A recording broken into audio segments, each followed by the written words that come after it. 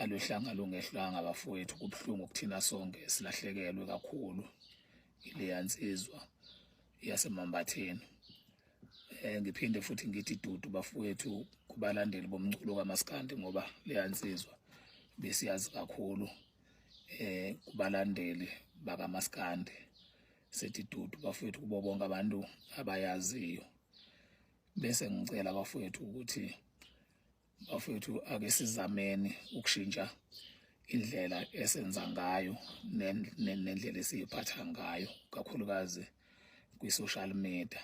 Angisho ukuthi mhlambe senginolwazi yini ukuthi mhlambe lensizwa isishiya ngokuzuma okungaka nje, mhlambe kungenxa yayo i-social media, kodwa nje ngiyafisa abafowethu ukuthi ke sithi ukunciphisa mhlambe lapha ku-social media, sithi ukwehlisa izinga kakhulukazi loku-attack abanye abantu ey'ntweni abazenzayo, mhlambe ezibaphilisayo, nasekukhulumeni-ke nje amagama alumelayo angathi anenhlabathi.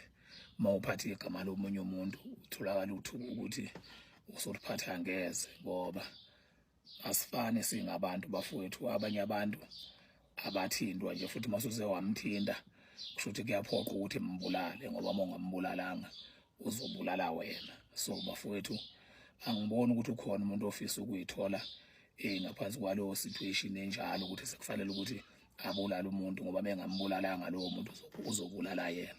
So okungcono esingakwenza yikho lokhu engikucelayo bafethu, ukuthi ake sehliseni izinga kwi-social media lokungahloniphi abanye abantu. Siwenza ama-content ethu ngendlela esiwenza ngakhona, kodwa sikhumbule ukuthi siphakathi kwabantu bezizwe ngezizwe, sihlukahlukene, asikhulelanga ndawonye, asikhuliswanga ngendlela efanayo, iy'nqumo futhi asiyithathi ngendlela efanayo.